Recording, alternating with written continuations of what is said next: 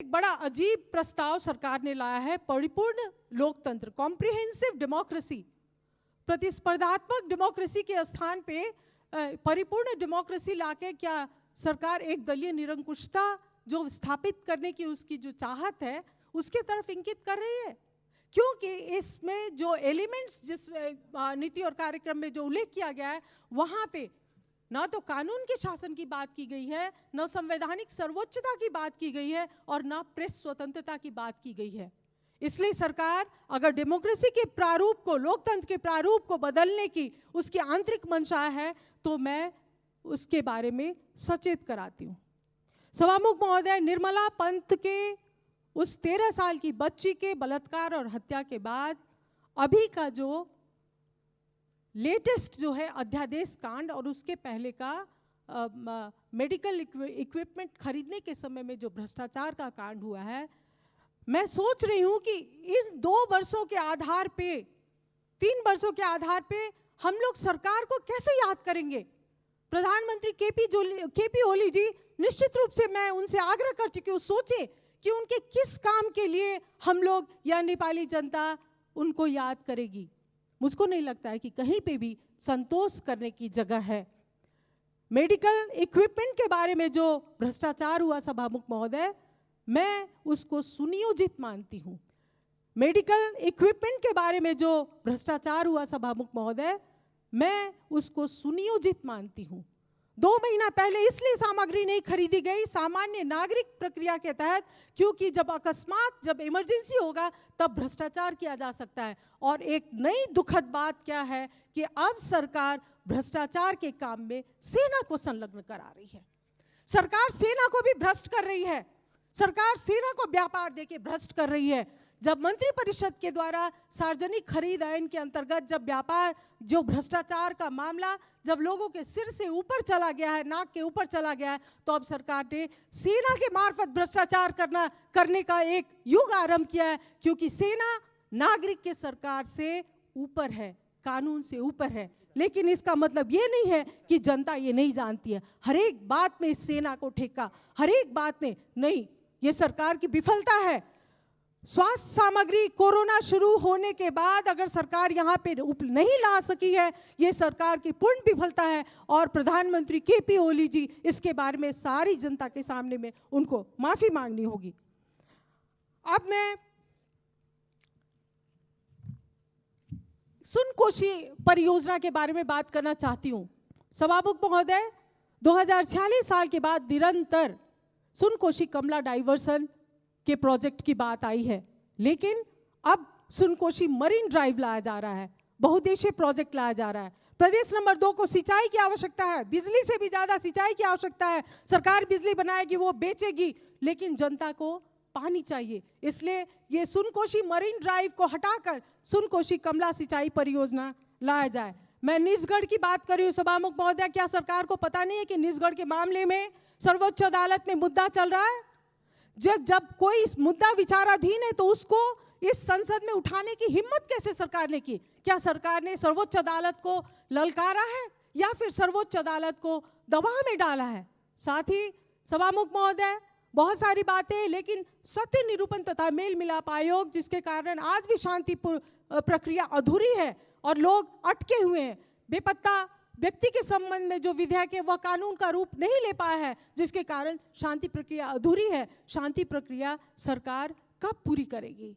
उस बात को क्यों छोड़ा गया है? क्या यह विपक्षी दल के दमन के लिए किया गया है या पार्टी के आंतरिक लोगों को एक छड़ी दिखा के और नियंत्रण में रखने के लिए इस बात को छोड़ा गया है? इसके बारे में मैं ध्यानाकर्षण कराती हूँ। अभी लिपुलेख का विवाद भी आया है, लेकिन मुझको लगता है कि सरकार ने बिना भारत और चीन के साथ संवाद किए बिना ही जिस ढंग से सम्माननीय राष्ट्रपति महोदय के मुख से ये नया नक्शा निकालने की बात की है, उन्होंने हमारी विदेश नीति, उनकी क्षमता के ऊपर प्रश्न उठाया है। एक तरफ राष्ट्रपति महोदय कहती हैं कि लिपुलेख और लिम्पियाधुरा को प्रवेश करके और नक्शा बनाया जाएगा, दूसरी तरफ परराष्ट्र मंत्री कहते हैं कि संविधान ही बाधक है। सभामुख महोदय, विदेश नीति जुआ नहीं है, गैम्बलिंग नहीं है।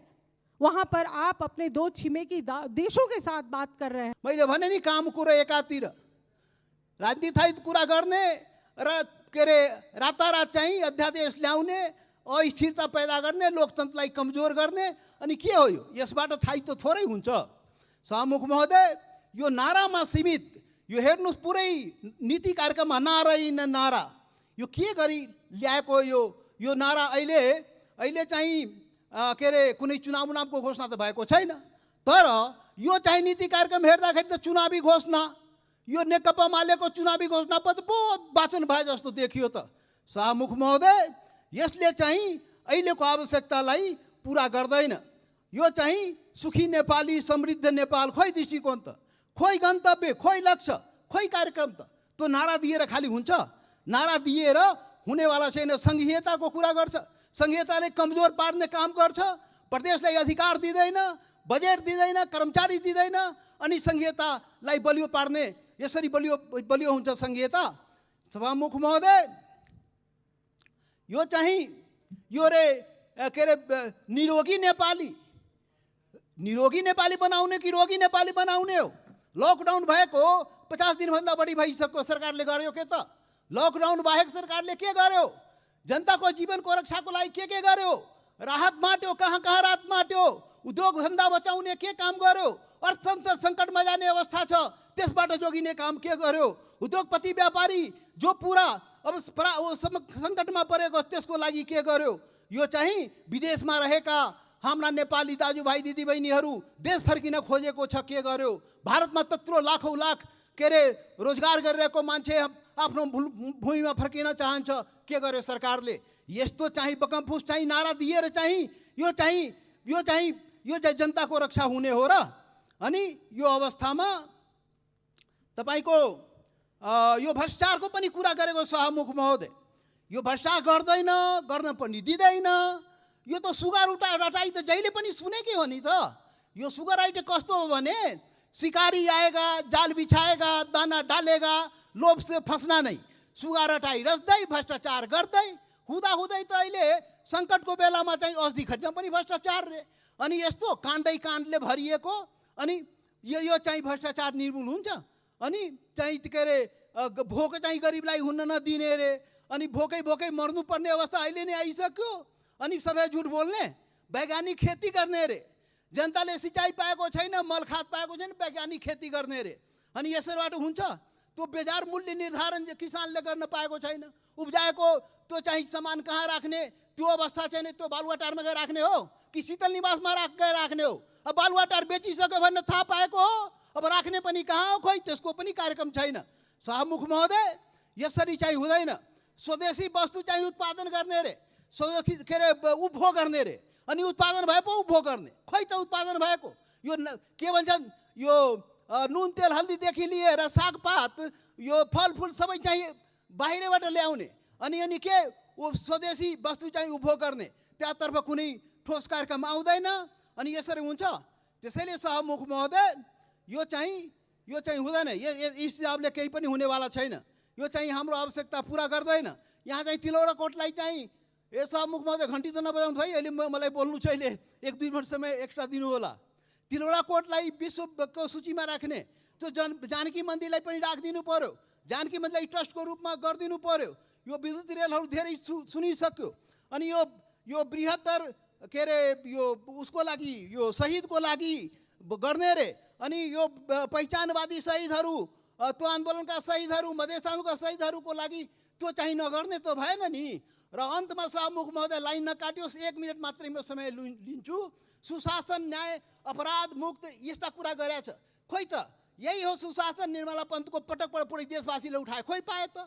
अपहरण के अरे न्याय पाउने, खोइ रेशम 84 आन्दोलनकारी न्याय पाएको त?